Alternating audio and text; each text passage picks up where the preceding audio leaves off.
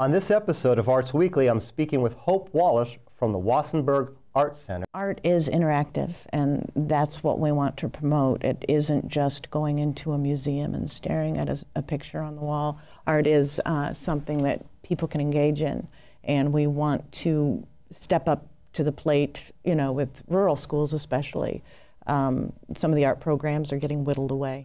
And Jay and Melissa Duffer from Huntington University Department of Theater. I like to think that we are compassionate with our students, supportive, understanding, and I see amongst my students, they also, if we emulate that, they also pick up on those attributes.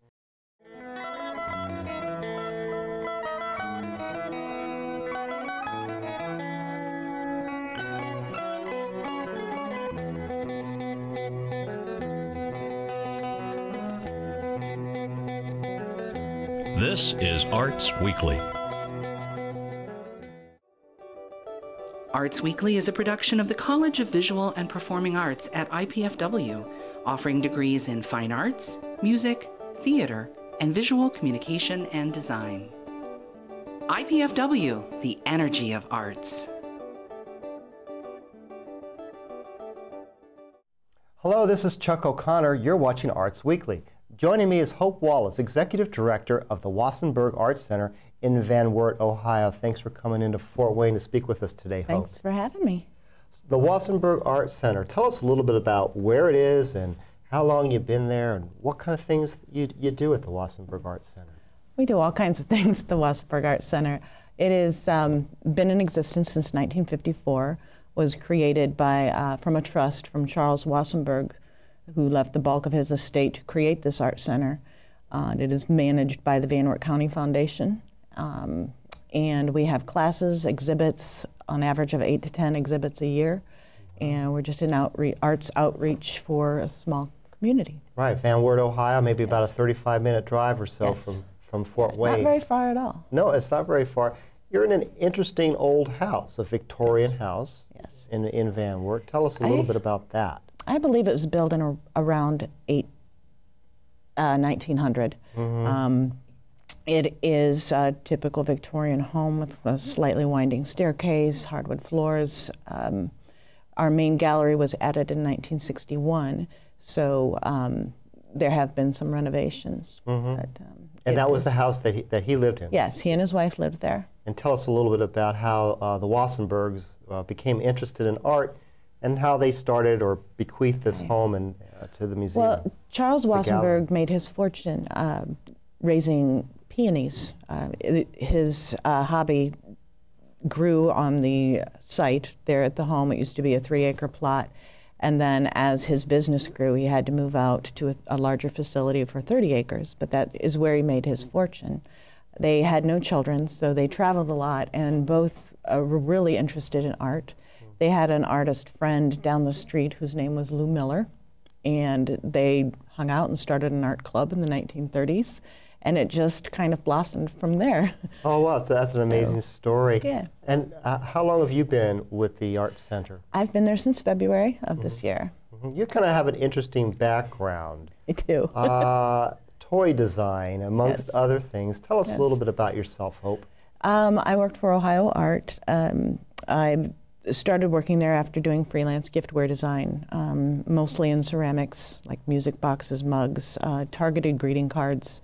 And Ohio Art is located from the town that I live, or very close to the town I lived in, so I ended up working there. One of my main projects was the Betty Spaghetti activity doll, and that's a ways back, but that was a very fun job. And I learned a lot about design and what people like. Did you ever think you'd be designing toys for a living? Oh, absolutely not. I mean, I don't think I've ever met a toy designer, but it sounds like a fun job. It is a fun job. It's a very competitive arena. I bet. It's. I mean, Barbie probably dominates. Right. You know, you have to be careful how many paint colors you pick for it. You know, you never really want to go over 3 different colors on a doll, say. Really? Because of, you know, the costs in the operations overseas or wherever they're produced. So you're a designer. You have a design background, and what interested you in becoming the executive director of the Art Center? Well, I had heard of the Wassenberg Art Center a few times when I was going to college at Defiance College. And it had a reputation, it has this reputation, probably because it's been around so long and because they maintain the integrity of their exhibits very well, so that if you got in the Wassenberg, it was always a big deal. And then when I heard of the opening, having had an art director position at the time, I applied for it, and they gave me the job. Well, good. And now you actually have an exhibit running. It's the members show. Tell us a little bit about that. The Artist Members Show exhibit and sale has been going on since November 12th. It runs through December 16th. It's a very large exhibit. We have probably 400 pieces in we have decent gallery space, but not huge. So it's very full, and it's very exciting. We've had a lot of new members from Fort Wayne come over and join the Art Center, so we're thrilled about that. Wow. And we are representing 41 artists in this sale. And one of the really neat things about small communities is you will find a quality of artwork that is exceptional. You will find the same quality artwork that you will find in bigger city museums. I've been to both, and it's amazing that that much beauty can be in a small space. Yeah, you know, that's what I think is great about this whole country, is that there's good artists and musicians just everywhere. And that's largely, I think, a testament to our schools and our communities and places like the Wassenberg Art Center that do such a good job at advocating and teaching the arts. And I kind of want to talk a little bit about that, because you actually offer classes at the Wassenberg Art Center. Tell us a little bit more. Well, art is interactive, and that's what we want to promote. It isn't just going into a museum and staring at a picture on the wall. Art is something that people can engage in, and we want to step up to the plate, you know, with rural schools especially. Some of the art programs are getting whittled away. Unfortunately. You know, if you want to take band, you can't take art. A young man came in and said, I really want to take art, but I want to stay in band.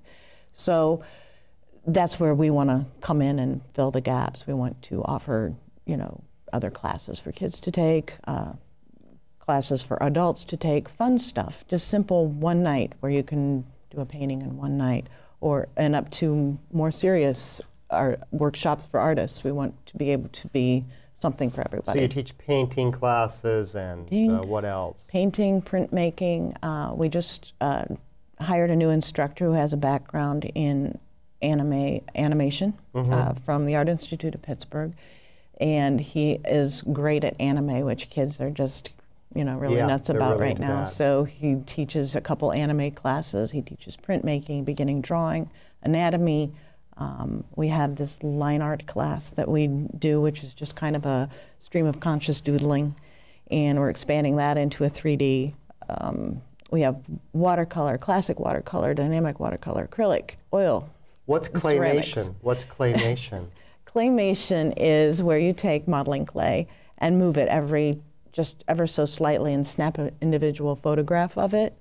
And I used to do this a little bit when I was a kid, way more primitive equipment. But we are opening up claymation classes, and our first one was with 5 or 6 year olds, and they did a volcano erupting. So they put together the clay, they shoot a picture of it every few seconds, they put it into some sort of, they put it into a computer program of some nature and make a little movie, right? Right. Well, they painted the background. They did most of the physical work, and I did most of the importing it into the computer. But for our second session, we're going to name the little characters, and we'll do the titles and the credits, and we'll all do that together, and then add the music. Well, now people can find out about these classes online or just by calling? On our website, by calling the Art Center. We try to get press releases out all the time. Our schedule is fairly set for the next 3 months, or for the first quarter of 2012. And we're ready to go. You mentioned that you do about 8 exhibits a year, yes. Revolving exhibits. What kind of things do you do in terms of exhibits? We have 3 exhibits a year that have been going on for many years. In June, we had the annual art exhibit, which is a juried show, and we get a fairly large response for that. This will be our 56th annual June exhibit. And this was also requested by Mr. Wassenberg that we keep this exhibit going. It actually has been going on a lot longer than that, but it's because of the club that they had formed before. We also have an annual photography show in October, and a lot of Fort Wayne artists also come over for that. And then our artist members exhibit and sale in November. What kind of things would you like to do different? What's your vision for the Art Center? I would like to grow our involvement with the community. I would like to look at that from an economic standpoint. I would like to be a place where people can come and work.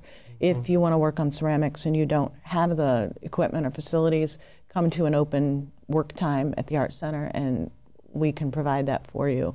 We have something every week on Tuesday night called Art Night, and that is a night where artists can just come and hang out and work together, bring their own projects. It's free of charge. You know, unless you want to use the clay and ceramics, we ask a free will donation. So we just want to be able to provide art experiences for everyone, because everyone really is an artist. I think creating is basic human nature, and I think people are happier when they're creating. Yes, indeed. In some form. What about, you know, people that maybe are disadvantaged or disabled? Also, yes, we have had, last year we had an exhibit with, it was called The Art of Therapy, and we had several artists with disabilities and residents of a nursing home who had done paintings that were absolutely beautiful. We had an artist from Virginia who was a quadriplegic and drew with his mouth. We had artists with severe autism, artists with, you know, mid-level autism. And one of the artists actually won an award, the one that was a quadriplegic, won an award at our June show, not based on his disability, because the jury did not know. He won the award fair and square just as an artist, and that made me very happy. That is great. Yes. You know, we have to remember everybody, right. I think, in art making. And especially with artists with autism, sometimes that is the one way that they can communicate. That's fascinating. Well, Hope, that's all the time we have. It's just wonderful talking with you, and I can't wait to head on out to Van Wert and see the Wassenberg Art Center. Great. Thank you very much.